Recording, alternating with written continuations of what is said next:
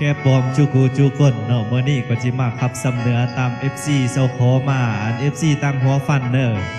อันพิเศษเหมือน FC อันทันน้อยเนาะเพิ่นขอมาว่าขับสำเนืออันอกหักเฮอฟังแด้ว่าสั่นอกหักน้ำสาวเมืองสวนนี่เนาะสาวเมืองสวนพิเศษเป็นผู้แหละสาววันวัดบ่เมืองสวนแขวงหัวฟันเนาะ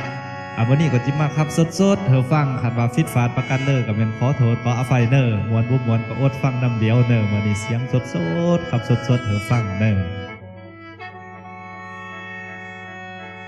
โอ้ยนอนางเอ้ยหักมาหลายปีฝ่าแล้วโนมื้อนี้นาน้องมาอ้อนสายกุมแล้วโน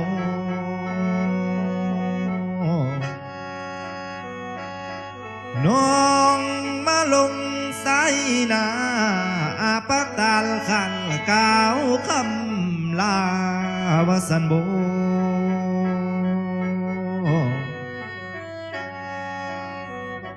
แห่งเอ้ยข่าวเมื่อน้องหังอายนาลาเอ้ยยังไงมือสายนั่งโนนางโน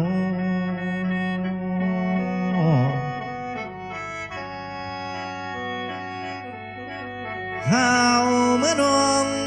สังอายกำปั้นศกสายนี่แล้วโนบุญเฮามีมาโอดละหน่อยพัดทอดบุญคืนเหลือเจอดี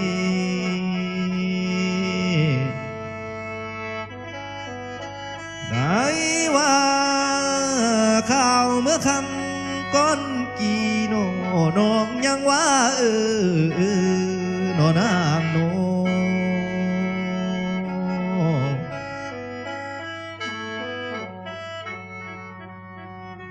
น้องไปฟังความมาเลยจึงมาลืมเสีย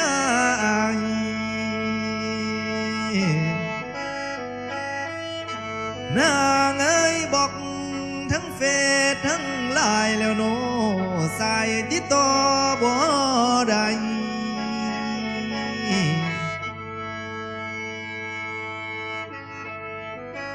แพงเอ้ยเขียนอันเลยอายเดลาเอ้ยสร้างบ่ตอบสายขึ้นโนนางโน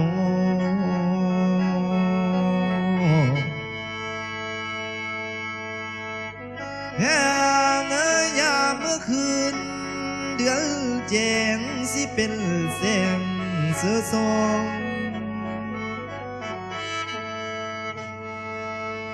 อายมานั่งคิดฮอดน้องสาวเมืองสวนบ่เต้าขึ้นมาเดี๋ยวเจอดี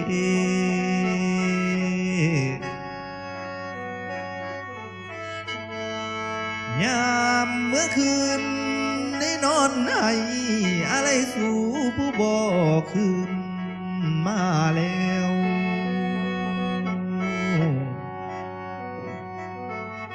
ยืนคิดฮอดความหลังแล้วโนนั่งคิดฮอดข้าวกี่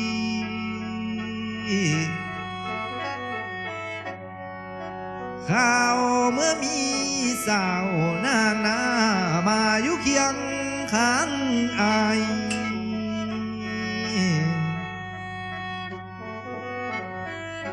แพงเอ้ยน้องก็บอกหังอายใจเดียวว่าบ่หังโนนางโน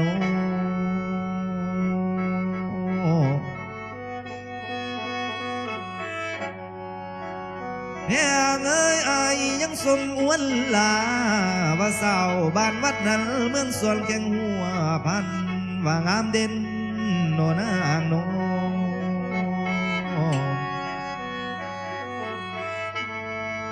เหลือเจอเดน้องนั่นมาหักอายสิหักแต่ย้ำหนาวแท้เด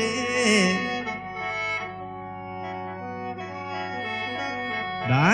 ว่าสาวคำนางหักอายสิหักแต่ย้ำเว้า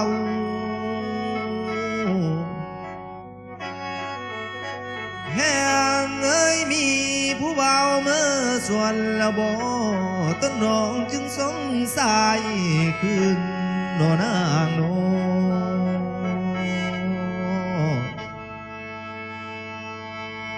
เหลือเจอเด้น้องบ่เจ้าฝ่ายเมืองอายไปตื่มในแล้วโน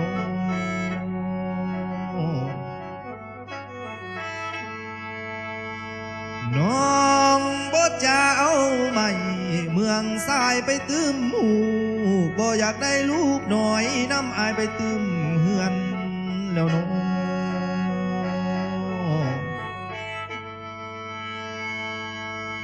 เสียแต่ไอ้นี่โนไอ้ผู้เกิดพินมือหน้าบ่ได้อยู่ห่วมเฮือนนำนางแล้ว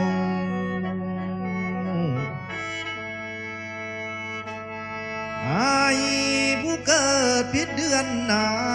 บ่ได้อยู่ห่วมบ้าน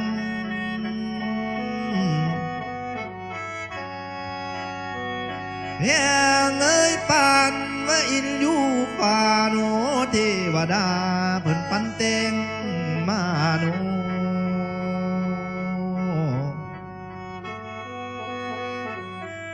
แห่นเพิ่นตกแต่ง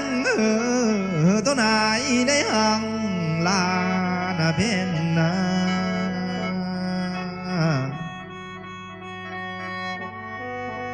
เมื่อแห้งแล้วเส้นสิฝืนบืนไปก็ได้เป่าแล้วโน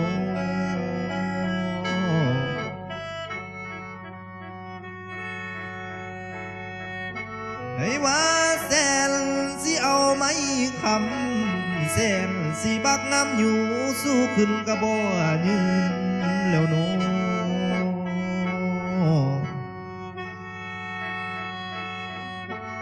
เหลือเจอเดยามเมื่อคืนไอ้นอนไหน้ำตาไหลเสื้อผ้าห่มนอนนางโน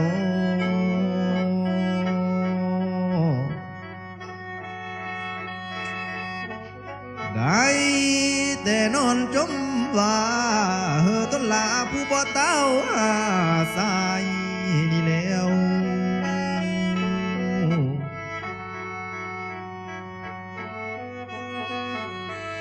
แห้งเอ้ยได้แต่ห้องหำให้อะไรสู่ผู้บ่เต้าขึ้นมาเหลือเจอ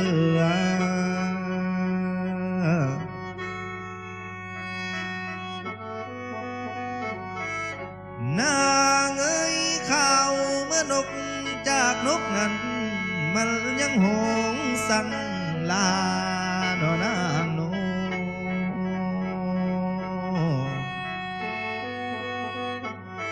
ข่าวเมื่อกาจากผู้นามันยังส่งเสียงหง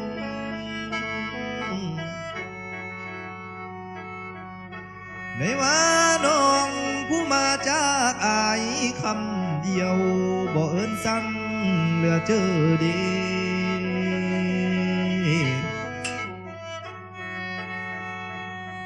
นางเอ้ยลาก็ลาเสยเยอพ่อแม่น้องจิทากินง่ายโนเพงโน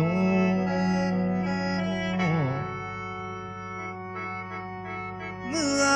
ก็เมื่อเสยเยอตานายนางจิทากินเขา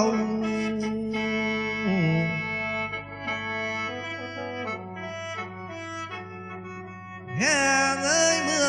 ก็เมื่อละบ่อาจิไปส่งน้องหอดปลาไหลหัวนาคนเนื้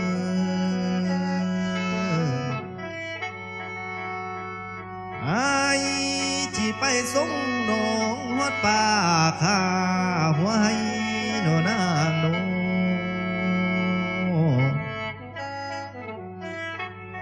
ในว่าคันแม่นสุลสัวใหม่ยานไอ้ข้าเจอนำนางแล้ว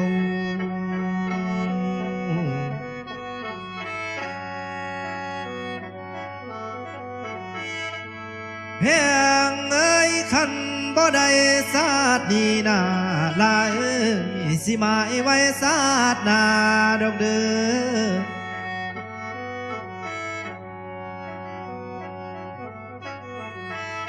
นางเอ้ยคันบ่ได้ศาสตร์นาตายเป็นพี่ขึ้นฟ้าจึงมาห่วมสายเนียนโนเพ่งโน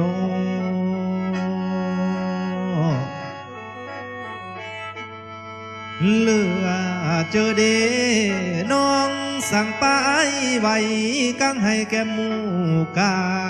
โนนางโน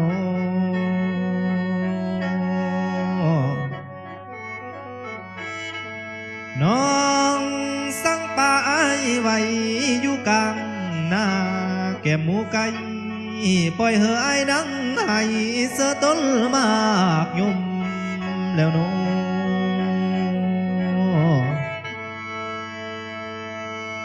แหงเอ้ยตัวไอ้ล้มเหลวพายลุ่นผัดมาหางโนนางโน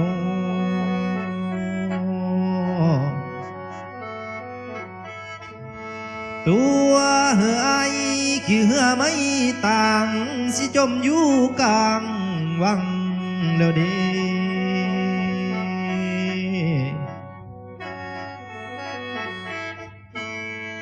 แหงเอ้ยตัวเหือไอ้หังสู่มาแล้วพัดบ่เอาเหลือเจอดี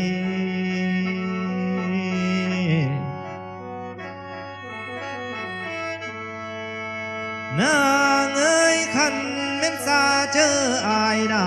ลาเอ้ยอยากเธอเต้าขึ้นมาสามีผิดอันเลอนางว่าเธอเมเฮออาภัยเฮอไอเน่เพ่งเอ้ย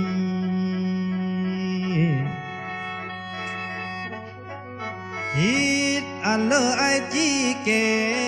ขอแต่นวลน้องลาดันเต้าขึ้นมาเฮอคือเก่านางเอ้ย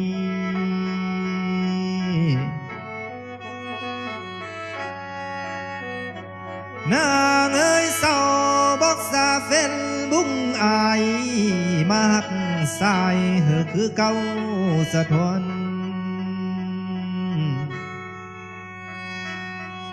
สองเฮาโนมาพร้อมกันหวมสางหักมันยืนนานสิได้บ่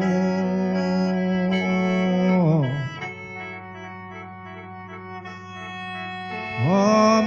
กันอยู่ก็สางหัวพันเมืองชนเฮานาบนที่พินพาดพังขอนางลาจงอาภัยจิได้บ่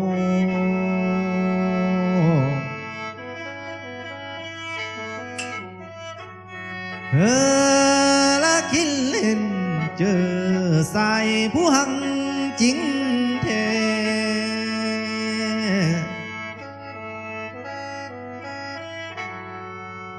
ขึ้นมาแม่ขึ้นมาบานวัดเมืองสวนสะเมเฮามาอ้วนคำจาเสือเดียวเม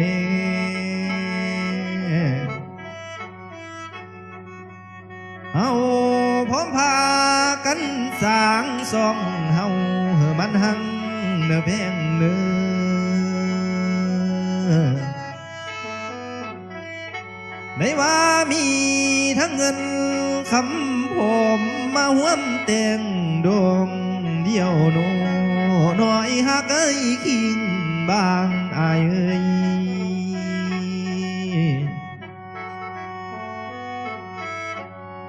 แหงเอ้ยคันแม่นอายได้น้องหน้าลาเอ้ยอายจีหักเอาน้องเสมอดังส่วนแต่งเนื้อลาเอ้ย